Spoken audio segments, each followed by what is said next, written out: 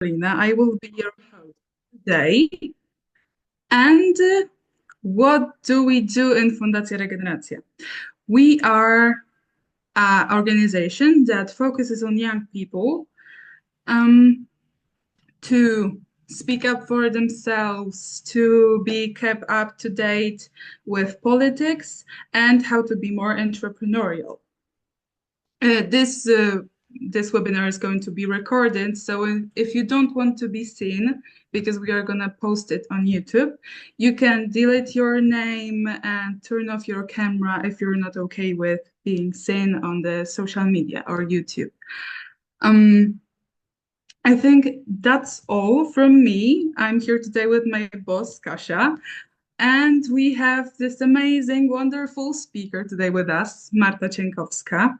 And I think you're okay with introducing yourself because nobody is gonna do it better than you. Just I wanted to say thank you because we couldn't have found any better fit for this opportunity today. And we are so grateful to have you today with us. Hi, everyone.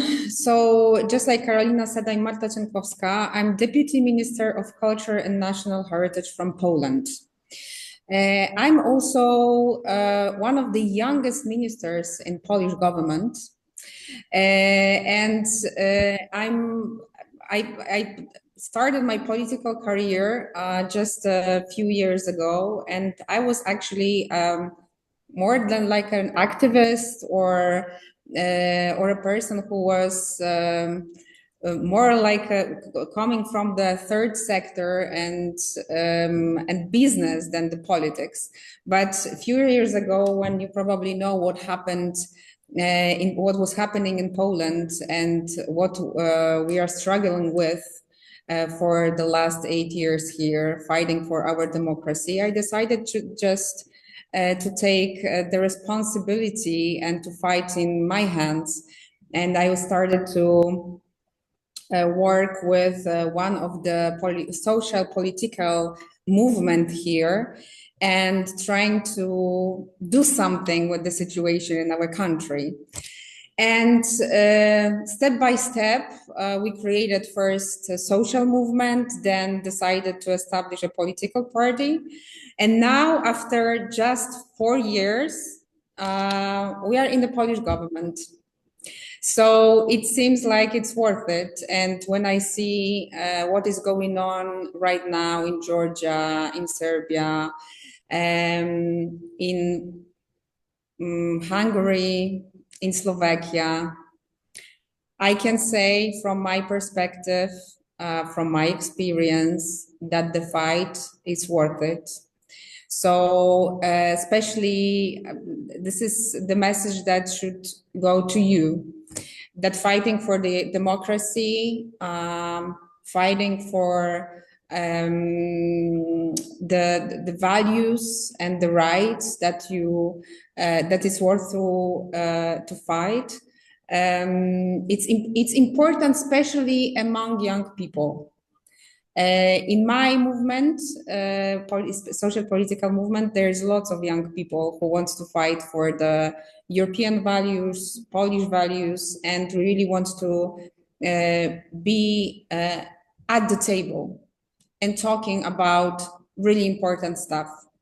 And it happened. And that's why I can speak to you today, talk to you today, because I feel like finally also young people in Poland has a power to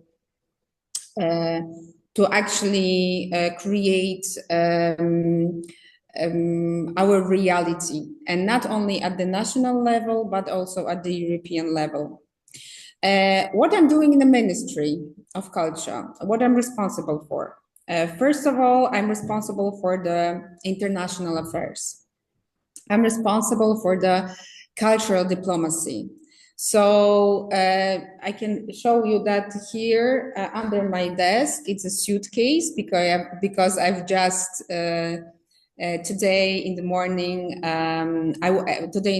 I've just came back from Brussels from the huge conference about the future of the Creative Europe program, but also funding of the culture, because it's a time in European Union when we create a new budget for the next perspective. So my job right now is actually force the politicians there and the commissioners to have more money for culture. But you probably know that we are living in a really, really difficult times now. So so we have to, it's difficult to make the room in the budget for culture, but this is my responsibility. I'm fighting for that right now. But international affairs means also that I'm responsible also for the promotion of Polish culture abroad, for the good relationship with all of the countries, not only in Europe, but also outside of Europe. So tomorrow I'm going to Slovenia, and for the European Capital of Culture. But on Tuesday I'm going to Australia. Yes, so my life is in my small suitcase, and everything that I need every day, it's in that suitcase because I'm always traveling. But well, that's my job. So so that's what I'm responsible for. The second thing that I'm responsible for is, of course, Polish presidency, but also European funds and international funds. I mean, Poland has also the Norway fund, the Swiss funds. We are working with those countries because that are not in the European Union to support Polish culture as well. What else I'm doing right now? I'm responsible also for the third sector and the cooperation with the third sector. So, and because in Poland, but also in the European Union, more and more, like we really want to work with NGOs. We see from our perspective, from our experience, that sometimes the third sector, it's more like a first sector in some situations. We see it after the war in Ukraine started in 2014, but in 2022, when the Russia started the full aggression, we saw in Poland how important the third sector is. And how the third sector support the government, and sometimes is even a leader in lots of the situations, the help that was needed. But also we can say that after the recent situation in Poland, which was a flood a few months ago, and we see that our volunteers, our NGOs coordinate the work better sometimes than the government itself. So I'm responsible for the third sector and cooperation with volunteers, with lots of organizations that wants to support culture, but not only culture, also national heritage and creative sectors.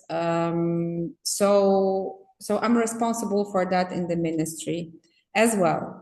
Also, in my portfolio is the cooperation with young people and young organizations and young artists. Because just like I see it, this is the future you are the future of the Europe. So we have to know your perspective. We have to take care of you and your future. We have to support you in your way to the labor market. So there's like lots of different subjects connecting with young people that we have to think of right now, not in 20 or 30 years, because just like I said at the beginning, we are living in a really, really, really difficult time. So that's what I'm responsible for in the ministry. Of course, there's lots of things like the difficult stuff that came up like at the last minute. I'm also working closely with the Polish Parliament. and lots of different ministries. I'm responsible for the green culture, let's say, that actually doesn't exist in Poland still, but we are working for the new strategy for that. I'm responsible also for the inclusiveness. And right now I'm also preparing like a huge project for the whole, actually, like a whole strategy for the next few years for the cultural education, because I believe that there is a future in the cultural education in terms, and cultural education is super important in terms of risk with mental health of young people, but not only the young people. We have to start being in the culture and going out that from our homes, leave those mobile devices, one that I have here, second I have here, and few which is around me. And I really believe that it will help with our mental health and mental health issues that we have right now. So that's only the few points that I'm responsible for in the ministry. But the main task that I have, that's probably you will have questions about that also, because I would love to have, like, I'm gonna say a few words to you, but I would love to hear some questions from you, that because probably it's not every day that you can talk with someone who is responsible for I don't know, a policy, creating a policy in European Union, or even creating a policy at the national level. So if you have any questions, how I get here, or what you can do actually to make a dialogue with policymakers at the national or international level, it would be, I could answer all of your questions if you're gonna have ones. So I'm gonna talk a few more things about the Polish presidency, because probably you know that Poland has a presidency right now from January to June this year. It's like a 6 months of really huge work and effort. And we are the leader in the Europe right now, and we are working in the trio. So after us, there's going to be Denmark, and then there's going to be Cyprus. And we work with those countries right now pretty close, right, together to do kind of agenda for the next 18 months in the European Union. So we work in every field with the Commission right now, and we are working on lots of the conclusions that we really have to agree on at every field. It's from the defense, through education, through climate, till culture. So at every field we are working on some new law, and we are trying to agree on the policy for the next few months and actually years. Probably you know that after the Hungarian presidency, there was lots of the fields that European Union worked on that was putting on hold, because it was really difficult to actually get along with the Hungarian politicians. It was really difficult to actually keep the European agenda with our colleagues from Hungary, who were the leader of the European Union for the last 6 months. So also we established a new commission. We have new commissioners. from, I don't know, right now it's like 2 or 3 weeks of the new commission. So everything is creating from scratch. We have new people in the commission. We are meeting each other for the first time. And we have also the new commission responsible for the youth, education and culture, which is the one commissioner. Glenn Mikalev is the guy from Malta, a really young one. He's younger than me. He's, I believe, 35 right now, but he's super cool guy, and he's responsible also for sport. He is super cool guy, really easygoing. I really believe, and I see it because I was like for the few weeks also working with one of the MEP from Poland. So I was based in Brussels for a few weeks, working in the European Parliament. But it was a few years ago. So I see the difference now, to be honest with you. I see that we have new European Parliament where we have lots of new MEPs, lots of young, also women. I see at the corridors. I see that there is a new dynamic in the Commission as well. Lots of young people, maybe not the commissioners themselves, but we have this luck that we have a really young commissioner that works responsible for youth and education and culture. And he works totally different than the last one. I mean, we can text, we can talk on the phone. There is no such, because in politics you have this kind of protocol that totally doesn't work with me at all. Like I don't know how to, I try to be this, diplomatic and don't wear sneakers at the formal meeting or don't wear hoodie. And I'm really trying. I'm trying my best. But there are some meetings that you have to wear high heels because people look at you like you are crazy. But I think we are learning each other every day more and more, and even at the national level here in the government, people start to act a bit different, not wearing ties every day, and not every meeting is super formal, because finally the new generation of politicians are started being leaders. So the new commissioner, Glenn Mikalev, super cool guy. He's responsible for the dialogue with young people as well. And he's starting a new agenda for culture. He will create something called the Culture Compass.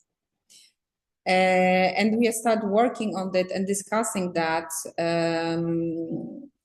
like pretty soon. Like we have some points that we have to discuss, but we will also discuss it with the young people. He recently he was in Greece for the first meeting with young people to discuss what they really need, what they really expect him to do. And we are just now, yesterday, talking about making a new platform for this dialogue with youth. So probably we will invite you. I will talk with Kasia and Carolina and Teresa probably in a few weeks, because we really want to make some kind of event for youth in Poland during our presidency to talk about the expectations, because the new just like I said, the new commission has just established, and we are looking for the new kind of a dialogue, new forms of the dialogue with youths, with young people, because we see that even if we are talking with, I don't know, 50 years old people in Brussels, they don't see the world as well as the same, like, I don't know, the 20 young people. You know what I mean. I don't even have some, I sometimes have some problems with understanding some issues or some new technologies of or sometimes the AI. And I have to, I don't know, I call my goddaughter, and she's like 20 years old right now. I'm 37, by the way. So, and I'm asking her about, some new things that is going on in the social network, the internet, those different things that is going on right now. And I'm trying to catch up, but I'm getting old. So if I can say that I'm getting old, what about those 50 years old guys or 60 years old guys that are sitting in those chairs in the European Parliament? So we really need your perspective, and we are super open for that. And that's why I'm glad that Glenn is so young as well. 35, young. So we really want to talk with you. And the problem is with the mapping of the young organization. There's lots of young organizations, NGOs that are working with the young people. But to be honest with you, it's difficult to find those who are not, how to say diplomatically, we're trying to find organizations who are not doing the same thing for the last 30 years, which are working in an innovative way. Because I was a guest and the speaker at the conference in Brussels on Tuesday. Don't tell anyone that, but there was 3 huge organizations working in the field of culture, were organizers of the conference. Culture Action Europe, Europa Nostra, and the European Culture Foundation. Great international NGOs working in the field of culture, great experience, lots of years of experience. And I see that I don't have a partner there because they have such a old-fashioned structure, old-fashioned way of working. We don't work like this anymore. We don't, we are not exchanging even emails anymore. We are working on chats. You know what I mean? We are like, we share things in a social media, and I see that they really wanted to try to change. There is the wheel of change there, and there's lots of young people in those institutions, but still they are working really old-fashioned way. And that's why we need, I'm looking for right now, I'm looking for lots of organizations from the whole Europe to actually open the dialogue to, we are looking for those organizations who really wants to make a dialogue with us, but not in the old-fashioned way. I don't know if I explained that correctly, but if you understand me, but I hope you do.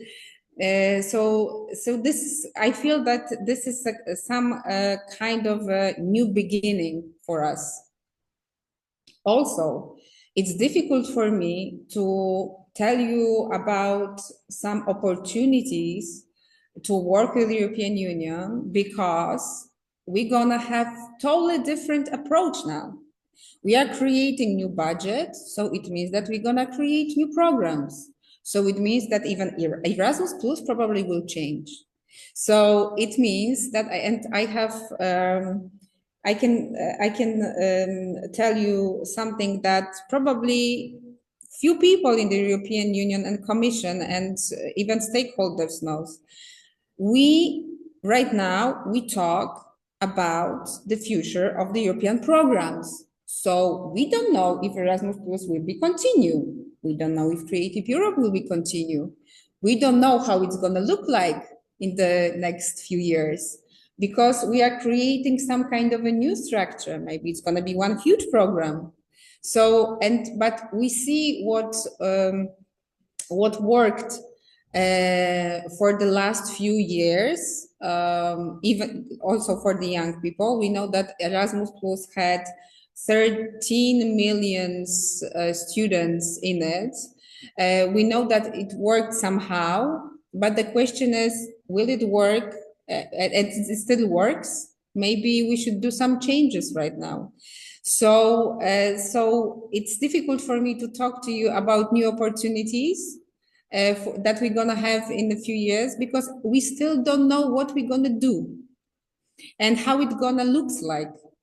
We are preparing some kind of new plan, but of course we're gonna have lots of consultations about that. I promise that I'm gonna send it to our organizations that I work close with to give you some information about that. What's gonna happen in the future. But it's difficult for me to say, look, guys, you can be involved in that and those, and because we're gonna change probably everything. The Commission and Ursula von der Leyen wants also to have a really flexible budget. So it means because of the times that we are living in right now, right? So after the experience of the pandemic that European Union tried to find money for, after the experience of the war right now at our Polish border, I mean in Ukraine, that we are struggling to find the money for in the Commission, in the European Union budget, we have to make some changes in the structure of the budget. So, so it means that the budget has to be some kind of, it has some kind of the flexibility. So just like I said, it's difficult to say what is going to happen in a few months, but I'm 100% sure that we really want to be open with the dialogue with the young people because we need your perspective. The second thing that I really want to share with you, it's what we're going to do with the young people during our presidency. Because one of the subjects that I work close on is the situation of young artists in Poland, but in the European Union in general. We are working on the conclusions with the other member states, how we can support the young artists in their like when they are coming into the labor market. So we're gonna have super nice conference, which gonna be open for also. It's gonna be open for the audience. Not only we're gonna have lots of stakeholders, people from the Creative Europe desk, lots of politicians, but the conference will be open also for the participants from all over the world. So if you want to come to Warsaw in April and talk with us about the situation of young artists, feel free to come. We're gonna have this online streaming also on our web page. But you can also come and ask questions to not only the Minister of Culture and the Commissioner because he will be here as well, but you can make a dialogue with us in the real time. We're gonna talk about few things. First of all, the situation of the young artists, and there's gonna be lots of young people and young artists during the conference, so it's worth to come. We really want to talk with them how and make some kind of check of the situation of the young artists now, the young people that wants to create. That young artists for me is not only the painter, the graphic designer, the musician, the singer, but also all of those people who are working in the creative sector. So, and by the creative sector, I mean also fashion, gaming, AI, also the new music. I mean, I'm personally I'm a fan of the techno, so I really want to support also the DJs. So that's for me. It's creative sector that right now makes 11% of the GDP of the whole European Union. So we're gonna try to check what is the situation right now, what the young people and the young artists working in the creative sector needs. So that's gonna be the first situation. The second situation, the second panel will be about, the second subject will be about the education. So because we are preparing our artists to do the artwork, but we are living in the totally different times than, I don't know, 30 or 40 years ago when the program of the studies were created. So, so we're gonna talk about maybe there should be some business class during in the program of the studies of the, I don't know, sculpturing. Maybe there should be some kind of a classes of social media management. Maybe there should be some classes of the management itself, because you know, if you are a good artist, you have to be probably or have some kind of a manager to promote your work, because you can write some really great novels and put it to the drawer and nothing gonna happen with that. I recently had a meeting with an opera singer who decided to not sing anymore because there was no opportunities for him. So he became a programmist, but he has an amazing voice. So we have to ask ourselves the question, how we can support those artists in their artwork and that they can create. So that's going to be the second subject. The third subject during the conference will be about the mental health issues, because most of the artists are really vulnerable, and they're really sensitive. So how we can support them to create for them like a safe space for creation. So that's going to be the third subject, and the fourth subject will be all of the risk that we have right now. So for example, the AI, how we can be sure that we're gonna need musicians in the few years. If I can create some kind of lots of songs in 2 minutes in the AI app. So, and after this whole conversation that we're gonna have at the European level with young people, we're gonna go and talk with those state members, with all of the ministers of culture also, and make some kind of a plan with also with changing the European with the European law to actually to do something with that at the European level.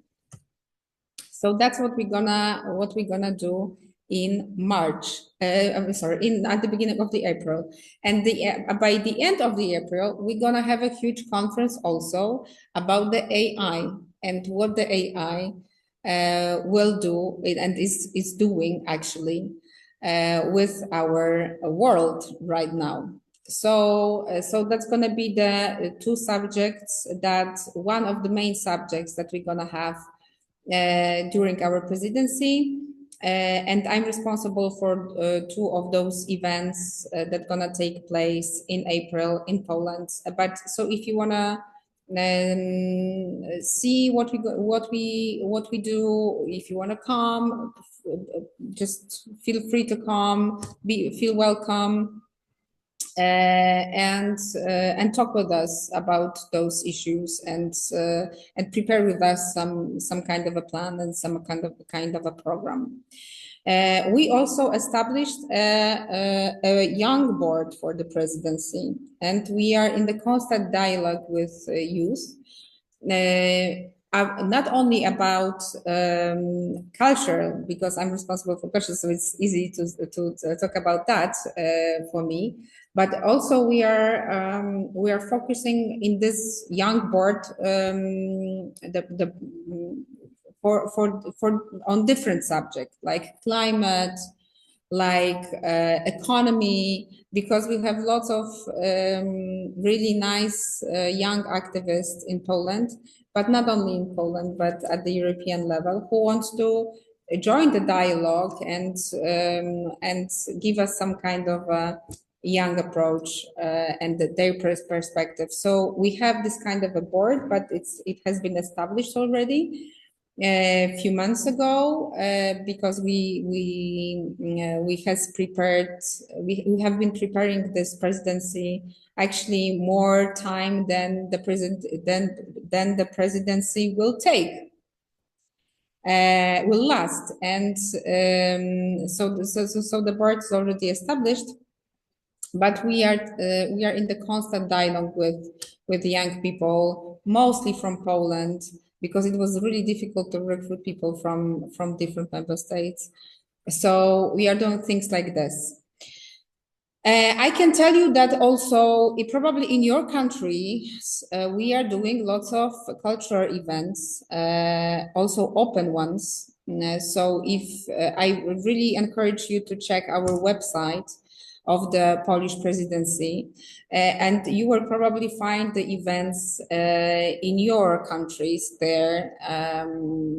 We are doing lots of exhibitions, movie showings, lots of theater pieces, also music concerts, but also, for example, we are preparing murals and street art of our presidency. So I encourage you to check the website, our website, and you're gonna find there the whole schedule of those events. There's almost 100 events that we are making abroad during the next few months in over 20 countries. So I'm 100% sure that you're gonna find something for you. I think I'm gonna finish now because I'm talking for the last 40 minutes. And I'm gonna give you the floor. Maybe you're gonna have, because I have to be honest with you, my assistant prepared me lots of topics that I should talk with you. So it's like political participation and youth activism. That I should. There is a note. You should encourage them to be a young activist. But I think if you are at the meeting right now, it means that you already want to work with us. So I don't need to encourage you to do anything. Then I'm reading. EU Youth Dialogue, European Youth Parliament, conference on the future of Europe, this is something that you probably know of already, because if not, you wouldn't be here. So I believe that probably you will have lots of questions for me, and I can answer all of those things that you really want to know, instead of telling you what is the European Solidarity Corps. I believe that you already know that. So, so tell me what you want to know. What's are the things that you really want to ask me? Maybe about I don't know, my story, my how I became the one of the politicians before I was the I don't know, someone who is responsible before I was the policymaker. And then right now I'm gonna just drink a bit of water after 40 minutes of talking. Okay, I can start with questions actually. As for the how you become who you have become, that's for later. Now I want to share my screen. I hope it will work. Wait. I'm gonna just present it because I have first question for you. How does EU engage and empower young people? I believe you already had like partly answered to this, but how can we like motivate them to want to be a part of the EU? So I think that first of all we have to work about for like on we have to start working on our civic education, which is a lack of. Like I see how it works in Poland, and I see that Poland and even other member states don't, in schools especially, don't have this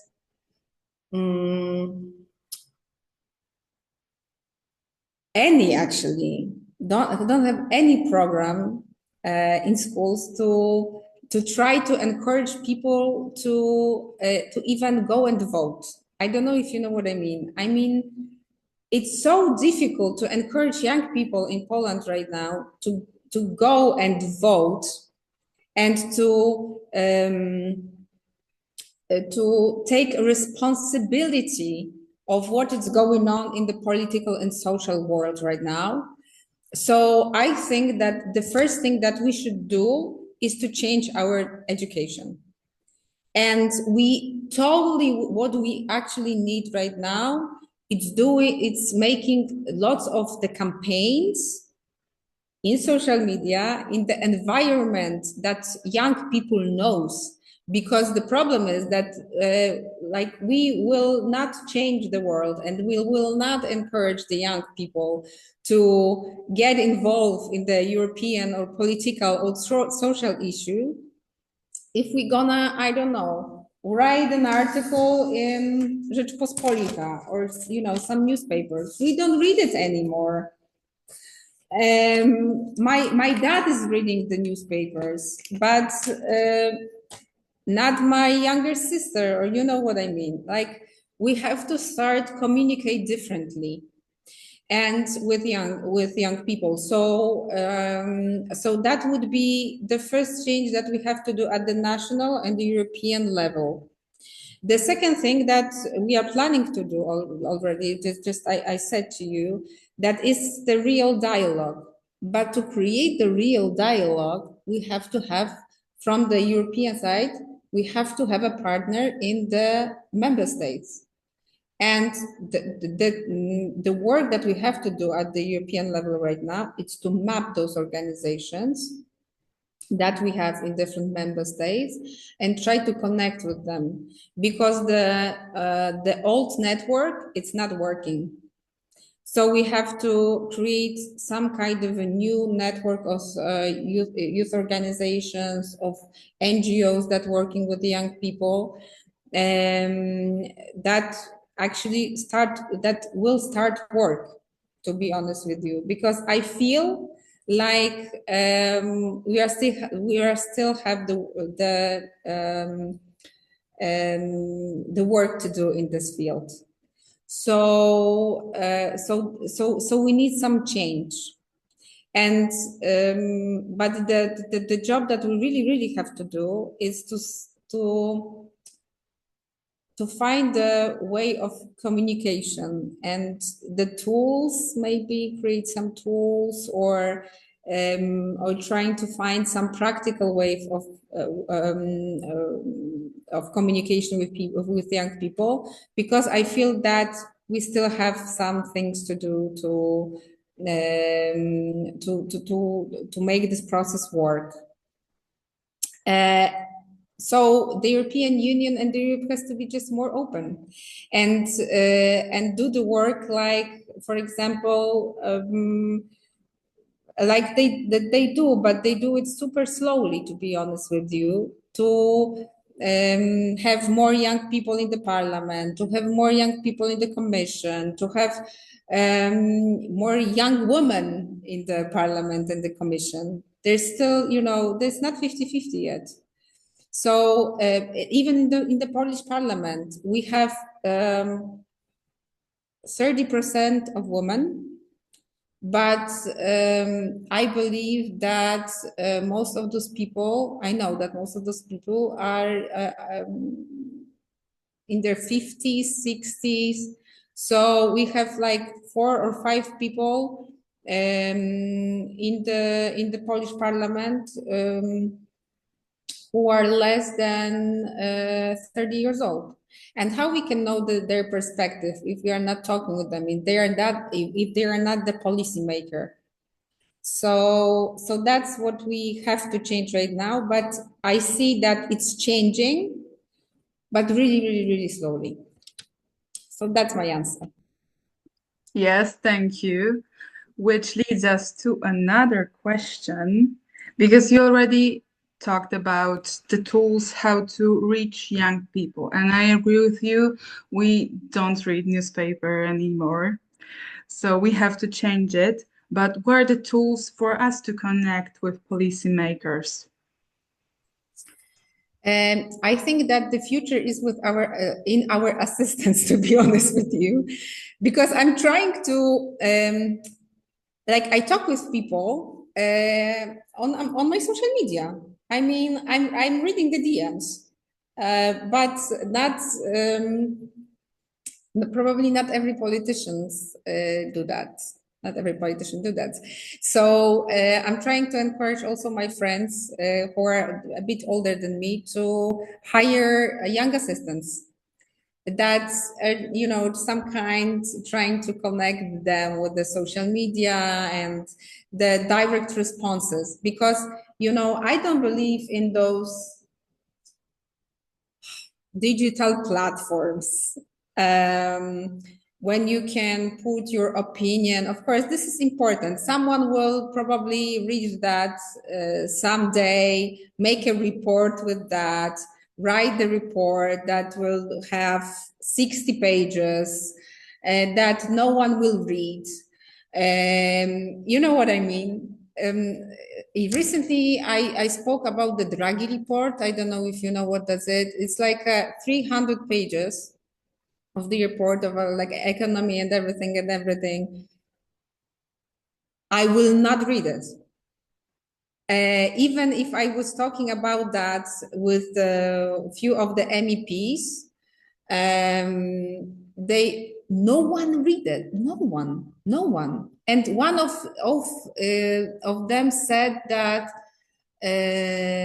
he has some summary, and he almost finished the summary.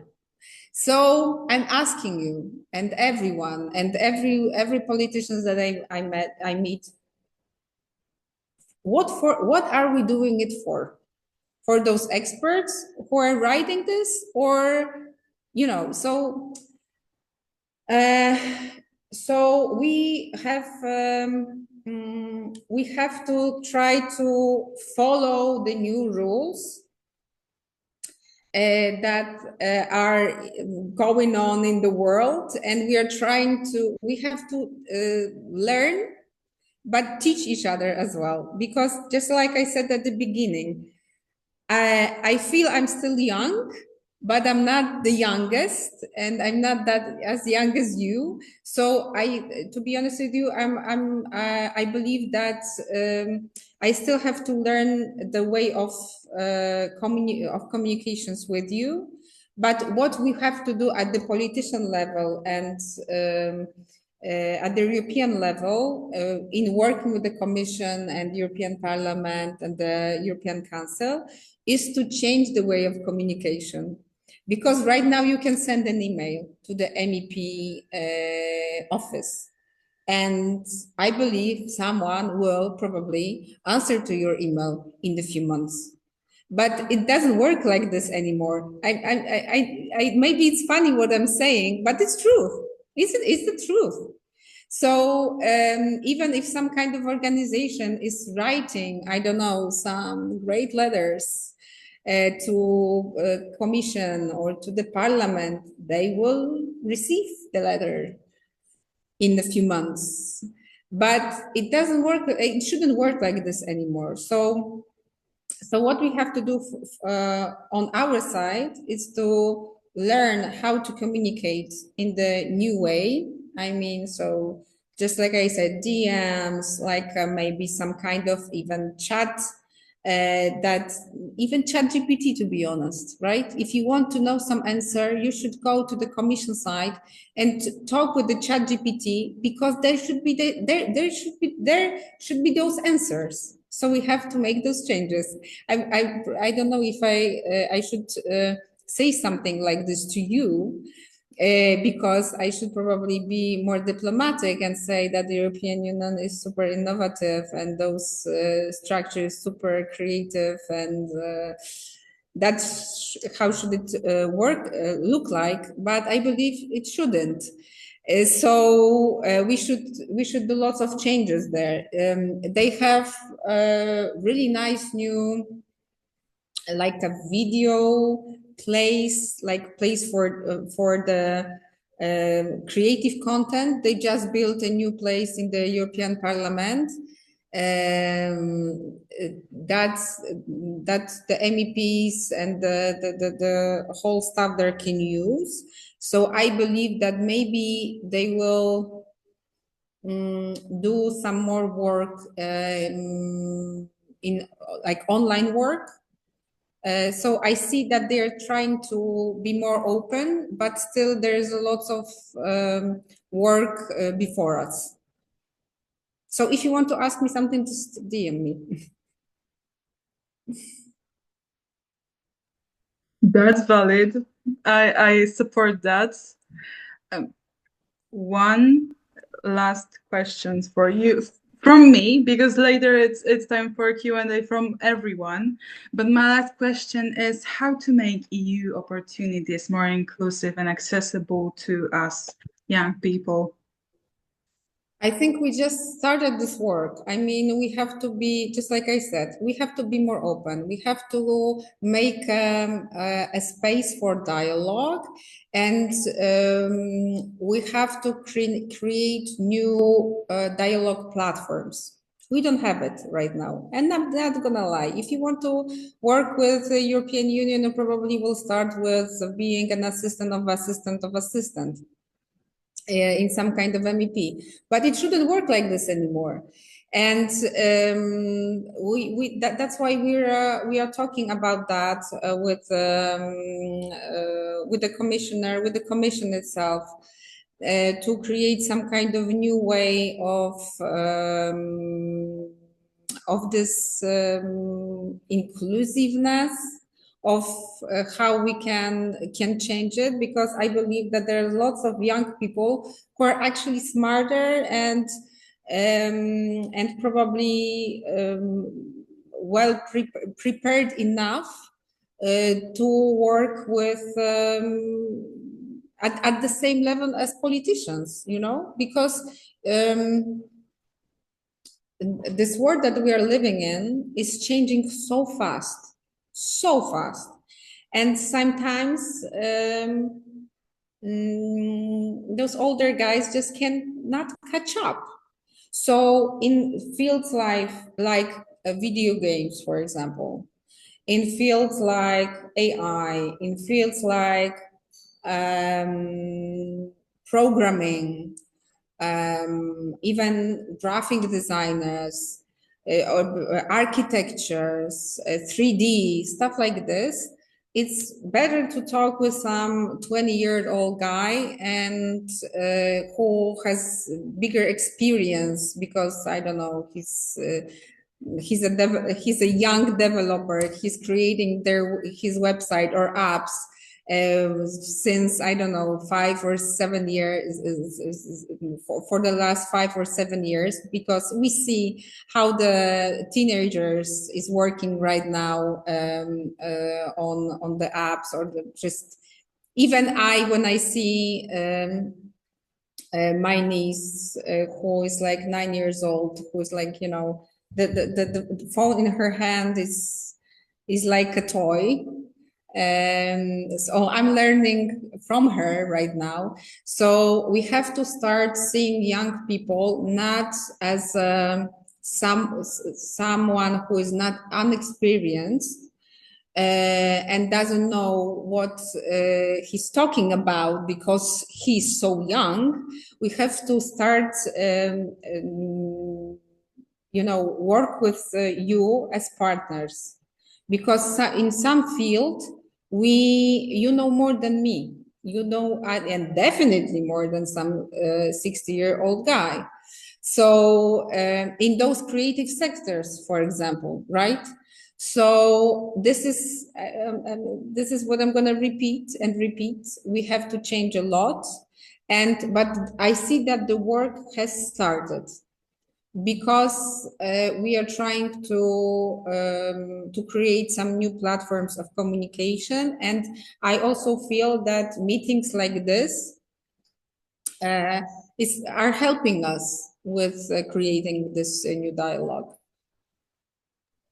This is actually so nice to hear someone like you saying that we should start treating young people as they are not unexperienced, because it really hurts when you're not taken seriously because you're, I don't know, 19, 20-year-old child and you cannot do anything because nobody wants to, you know, give you any responsibilities because they are afraid you're not gonna do them well. So it's actually really nice. Thank you for those words. Carolina, I'm 37 years old, and still they look at me like, you know. I understand. There is some young girl who knows nothing, 37, you know, shortcut her, sometimes, you know, going in the sneakers. What do I know? What do I know? So then we start talking at the table, and then they are getting smaller and smaller and smaller and smaller every minute, because they realize at the table that I'm not a young girl. I'm a policymaker. I'm a politician and well-experienced woman who actually knows what she wants. So, and we are, and those tables at the big rooms are changing right now, because before, when I was studying, because I graduated political science, and when I had this studies of cultural diplomacy and the whole diplomacy and the protocol, there was also, you know, the first 10 minutes you are looking at each other and doing and talking to your partners super nicely. Then you have to, if you want to actually agree on something, you have to do it like, you know, making a one circle, then the second circle, and then you maybe ask about something. It's a waste of time for me. So my meetings is last like 20 minutes. 20 minutes is like enough. If you want to agree on something, if you want to make a deal, you need 20 minutes. So I always very nice, of course, but I also I probably you know that already, that I'm super easygoing, and I don't like the distance with my partner. So I'm introducing myself. Hey, I'm Marta. What do you want to drink? Want some coffee or something? Maybe a beer or a wine, and then I'm asking what I want to ask for. And I need more money for something, or I need to change something, or I'm not, I'm not preparing them for those questions. I'm just asking them. Mm-hmm. And this is something that it's new for them. This is the funny thing is that I have here some teams, administration, departments who are preparing me for those meetings. And for every meeting, I'm receiving like a plan, and like there's like lots of pages on what we're gonna talk about and what I should say during the meeting. For example, if I have a bilateral meeting with some other member state, and I'm asking the question before the meeting. So how do you prepare this plan and this program and this sentences? Because I have sentences that I should say. And they are telling me every time that they agree with the administration of the other member states what it should be in those lines. So I'm asking, okay, so the other ministers has exactly the same plan, exactly the same program, and exactly the same thing in those documents. And they said, mm-hmm. So I'm asking the question, so what is the meeting for? So I should go through all those lines, and he has the same lines at his side of the table. So what? So we are making like a theater here. It's a waste of time. So they're always mad at me after the meeting because I'm at the beginning. I say, okay, so we have the program. This is a great program. Are you agree with the program? And the other person said, yes, I'm agree with the program. Okay, great. So do you see in those documents that you read, because I read it, so you probably read it as well. And he said, mm-hmm. So I'm asking the question, so you are agree on some are you agree with everything that is in this sentences or the documents? And there is a discussion, right? So I really want to change that, or I really want to change that. We have an issue with this, but we are not talking for 40 minutes of things that we already know. So my team is always mad at me. Oh, Madam Minister, you are always you're making like a shortcut, a short way. And I have always an answer. Yes, because it's a waste of time. And after the 15 minutes of the real talk, we can then talk, I don't know, after the good, about the good food that we recently ate, or the good music that we recently eaten, and we are making the relation, right? But we are not wasting time of this whole for this whole protocol diplomacy that has to change. Yes, so that's my experience. I'm not the regular politician. I have to say, because once I've heard a sentence that said, don't make something a meeting that could have been an email. Exactly. Okay, my questions are over. Now it's time for you. Oh, who wants to ask a question? Teresa. Hello, everybody. And first of all, Marta, thank you very, very much for this very comprehensive, engaging, personal, and I would say very honest conversation in a way, bringing into the table the reality of a policymaker with all the ups and downs and probably, all the carrots and sticks that you are experiencing in your daily task. And I will try to be very fast. And I'm very glad that you mentioned new commissioner, Glam Mikalev, and the changes. No, he's starting to implement in the new commission, and also all the changes that we are experiencing at the EU level since the European elections. Like, we are very happy we have more MEPs, more women, younger people. So I would say, and I would say that a systemic change, and I like to use the word systemic, no, that probably is starting at the EU level and beyond. And my question, from your experience, you are saying, no, that some revolutionary things are starting to change. This is a bit slow, but I mentioned Commissioner Mikalev because something I really like, it's that he's the commissioner for intergenerational fairness. My goodness, this is very big personally, because you mentioned something at the beginning. A lot of young people are like, we are more mobilized, we are more aware of things happening, and then we have like policymakers who have certain age, no? So there is a gap, there is this need of conversation that needs to be filled in a way. I know that the commissioner is currently working on this new intergenerational fairness strategy. I think it will be released April 2026, if I know, February 2026. And you are aware of all of this. I know you just came back from Brussels.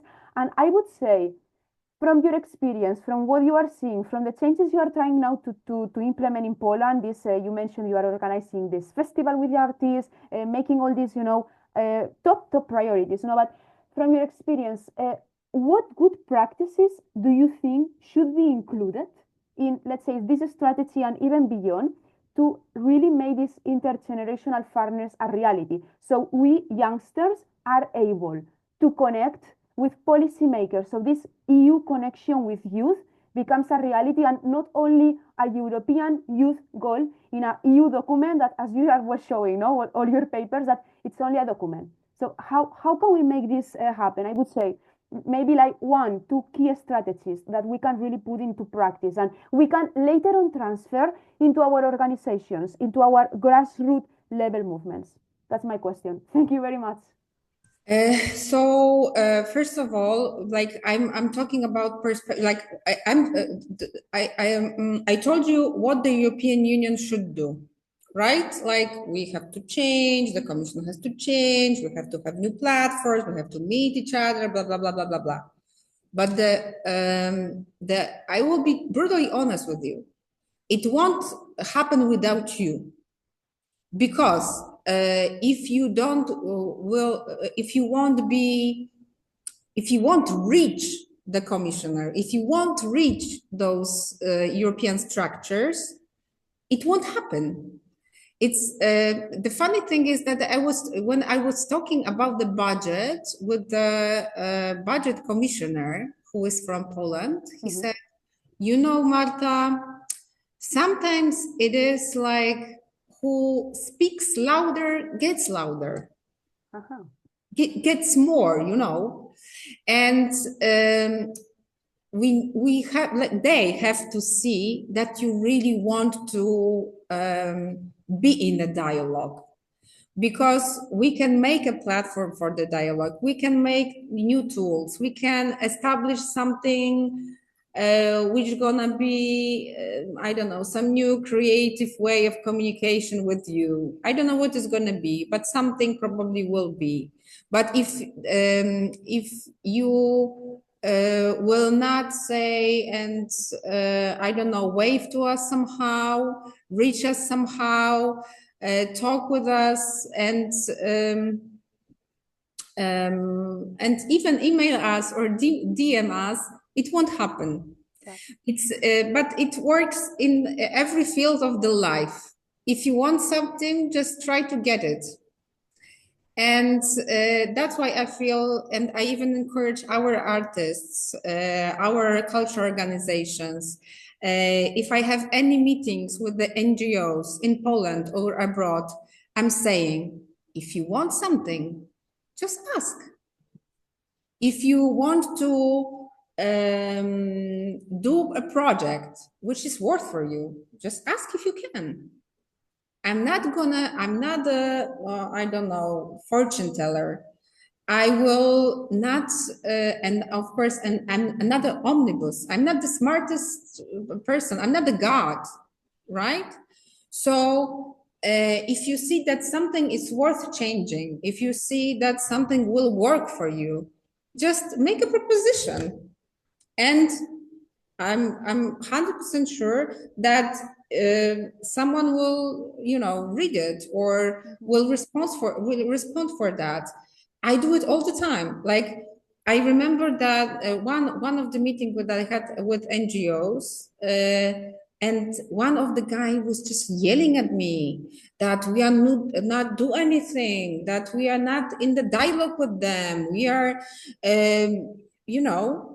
And I asked him one question. So did you email me or did you call to my secretariat or did you, I don't know, ask me something? And this was silence. No, because we have lots of expectations, but, and we think that that our government, our European institutions has an offer for us. But maybe we should just, give them some kind of proposition that will work for you. Yeah. Okay. So more advocacy in a way. Thank you. Thank you, Marta. Okay, I see two hands up. I'm sorry, I don't know how to pronounce this name, but someone from Plan Impact, because you were first. You can go ahead first. I am having a problem with my computer. Okay, so Carmen, please. Hi. Firstly, I really enjoyed listening to you, and you said something very interesting, and is that we need to innovate, and that is extremely important. For example, when I say that I have a degree on political science and I have a master on programming and web development, the people think that I'm crazy. But I said, no, why I'm crazy is the real world now. And I think it's really important to say that we need to change this mentality. And we see that the reality is not adapting too fast enough to technological advancement. And I also believe that the more digital skilled young people are, the better we can bridge is the gap and help institutions adapt. And my question is, if technology is evolving so fast, why do you think the policy making and institutions are lagging behind?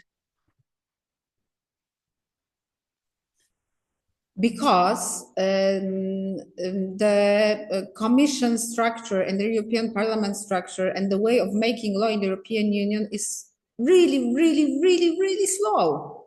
So right now,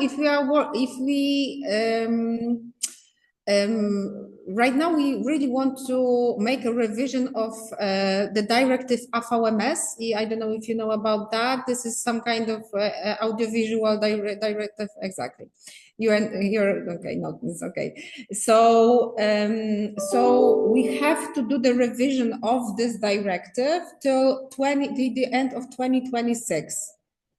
The European Commission have to do this, and it's too late.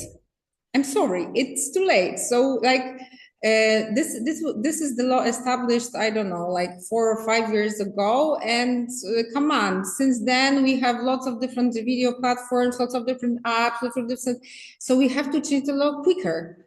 And that's why we decided to work on the conclusions during our presidency to make like pre-revision of this directive, to actually show those policymakers and those member states that those changing of law has to go faster. And the second thing is that because you have to agree with 27 countries, you know what I mean? And it has to be a trialogue also between the European Council, European Parliament, European Commission. It's so difficult to agree on everything. If you would go to one of the meetings of the work, like at the working level, So I don't know, some kind of we have a cultural affairs council, for example. Sometimes those, you know, sometimes all of the member states want to just make a note that they just changed something. So it's like would or could. And we are discussing for 40 minutes if it should be would or it should be could, you know, in the paper. So we have 27 countries, right? 27 member states, 27 groups of people with their interests, and they really want to be heard. Sometimes it's unnecessary. Sometimes we could just do some kind of online meeting, online quick check, and that's it. And that's why the process is so long, that every delegation has to come to the Brussels. They have to have a lunch together. Then they will work for 2 or 3 hours on some kind of subject. Then they're gonna go to the second acapit or something. So it's taking a long time. And sometimes you can just make a quick meeting online. I really believe that the future is in the agile management. I don't know if you're familiar with agile management. So I really believe that agile can work not only in the IT environment, but also in different fields of our work. Me personally, I always manage people in the agile way, and I think it's quicker, faster, more efficient, and I know that New York Marshal Office works in agile style. When I was the chief of operation of one of my party here, I was working agile style. So it's not going to happen soon. It's not going to happen in 10 and 20 years, but maybe the European Commission should work agile style. I don't know. Maybe that's the idea. Thank you. Thank you a lot for your answer. I really agree with you. Okay, next person, Monica. Hello, I'm Manjara Monica Lucia. I'm from Romania. And firstly, I really admire the thing that you are trying to. It's really cool in general about the evolving the culture of Europe and everything. And I would really like to ask, and of course, you said about the education. Are you going to try to implement every country, every European education? Are you trying to? I know it's going to be a slow process, but to like better it, the education in general in Europe.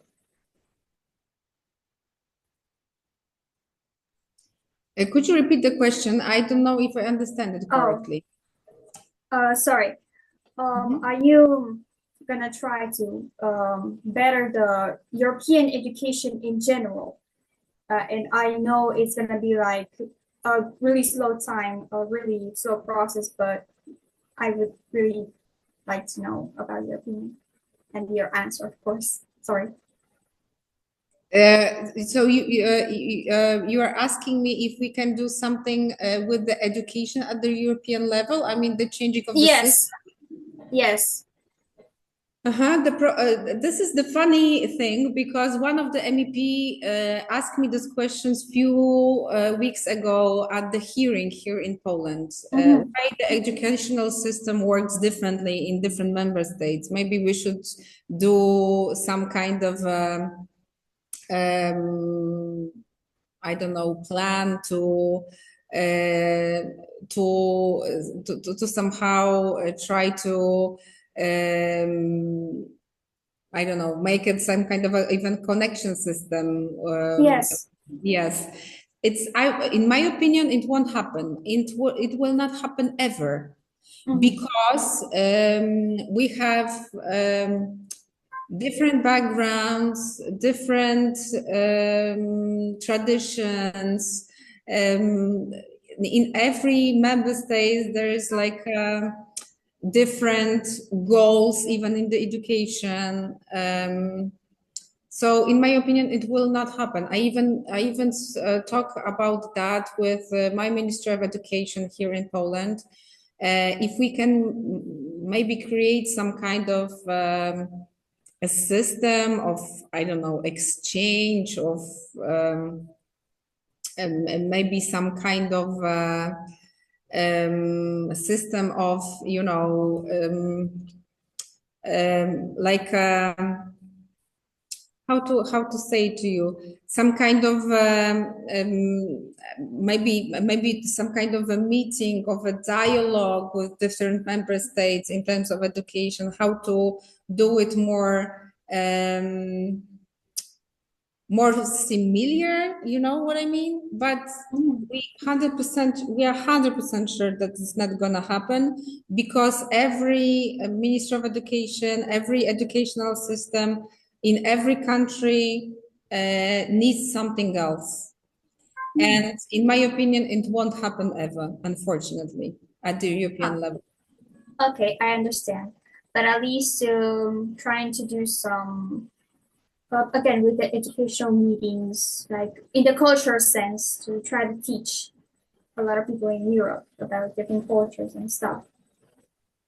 Maybe. We are trying to do that. I mean, in terms of cultural education, we are trying to do that. And to be honest with you, I really work right now on, I really work with Europe, media at the European level, because we have to change the narratives. The problem is that everything is in our head.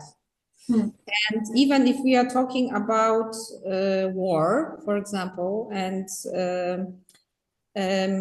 what is going on in the politics right now in all over Europe, that you see lots of populists who are telling us stuff, or you see the disinformation. If we would work with cultural education, and we could through culture change the narratives, we could win every war, or there's maybe not gonna be any war anymore, because we could understand each other more, and we can do it through culture, and that's why we need cultural education. Yeah, because of course, after all, culture is the most important asset to everything. Yeah, Thank I you. believe that Churchill once said that if it's not for culture, what we are fighting for. True. All right, thank you for answering my questions. Thank you. Okay, one last question from Elgin. Is everything okay now? I hope so. Can you hear me? Yes, we can. Guys, I have like 5 more minutes maximum, because I have my next meeting in 6 minutes. Okay. I was reflecting on the earlier question on inclusivity. I heard that you also mentioned about AI there.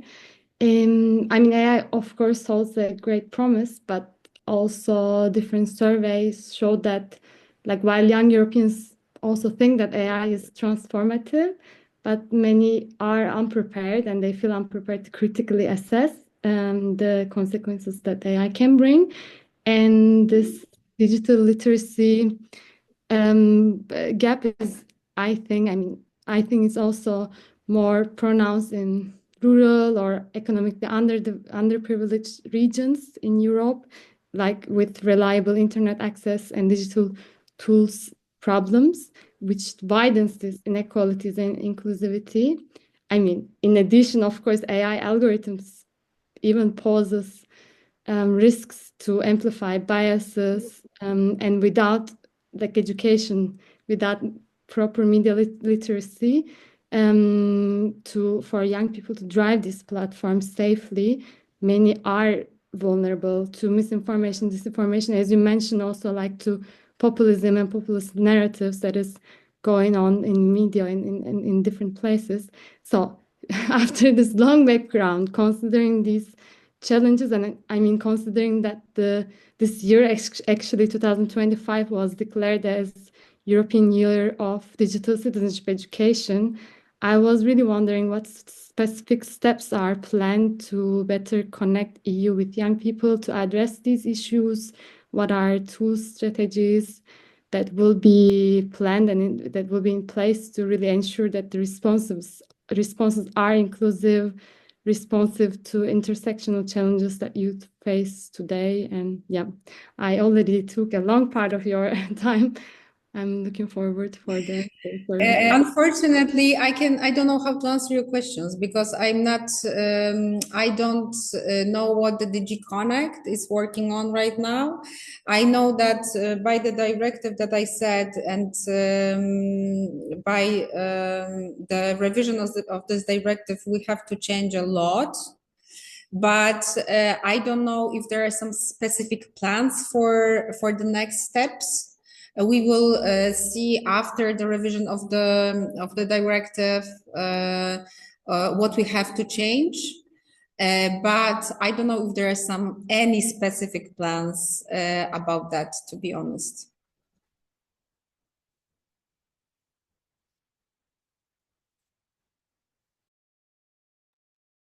Okay, so I guess that's the last of the questions. I guess Kasia wants to say something. We cannot. Yes. Thank you very much. Well, first of all, because I know that we are running out of time, at the beginning, I would like to express my great gratitude for you, Marta, for being with us, because I think, well, the main goal of our project, I think, is to inspire people to be the change that they want to see in the world. This is our goal in this project, to connect young people with politicians so that they wanted to go on the path that you chose. So thank you, because I think we are all inspired here by the way you talk with us and the way each one of the participants can reach you today. So we don't have a time to hear the long story of your career, but I think everyone wants to know how do things you did. So how to be the policymaker, how to actually be the change. Can you give some tips to our youngsters if they would like to choose the same path? Okay, so I'm gonna tell you one thing. It happened by the accident. Seriously, because there was a pandemic. There was pandemic there was pandemic in the whole world, and in Poland we have really huge democracy crisis. And there was a time when I decided that I'm not gonna watch it without doing anything. And it was 2022, I believe, or 2021, when I decided that I'm not gonna sit and listen and be frustrated. This is my last chance. If I want to change something in this country, I will. And I became a volunteer and first help people during the pandemic, help the homeless people, and making just a volunteering work.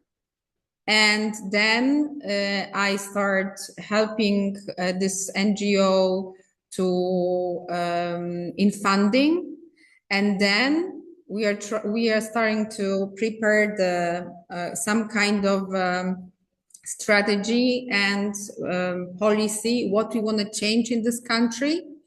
And then we just start talking about this everywhere, in social media, in media, making press conferences and gathering together. And we started talking. And then we decided to establish a political party. And then we have right now 33, I believe, MPs in the parliament, and we have 30 people in the government. So, and we did it in 4 years. So the only thing that you should do right now, it's just decided to do something, and that you go and fight for it. And I'm the person who decided to change something 4 years ago and not to lose hope. Because I really wanted to move from my country and to live somewhere else. I didn't want to be here and watch all of those things that were going on here. And I gave myself the last chance, and I just took it. You just have to have the will and the courage and the strength, and that's it. This is very inspiring. Thank you, Marta, very much. It is really inspiring, and I think the time is up. But just because, as you said, we want to give chance to young people to take huge challenges. Carolina, can you summarize our meeting and say goodbye to all of us? Yes, I just want to say thank you, Marta, again, because we are so grateful to have you join us. I am personally, I don't know what, I think that most of the participants feel the same, but I'm really filled with new motivation for the hope for the better tomorrow. And thank you, really, thank you. It was really, really great, a really great talk. Thank you, guys. I really have to run right now. So be safe first. Yeah, Take care of yourself and do things, because no one will do it for you. That's right. Thank you. Bye. Thank you very much. I don't you, want Marta. everyone else to leave because I have one last thing to do. If you can scan this code with your phone, because this is an evaluation survey, and I would be really grateful if you filled it. And that's it. You're free for the day. I hope that we will see each other again on the next webinar. Thank you for the opportunity to make this happen. See you for Europe. I know it's gonna be amazing. It's just the first webinar, but oh my God, you guys, we are doing some good. Yes.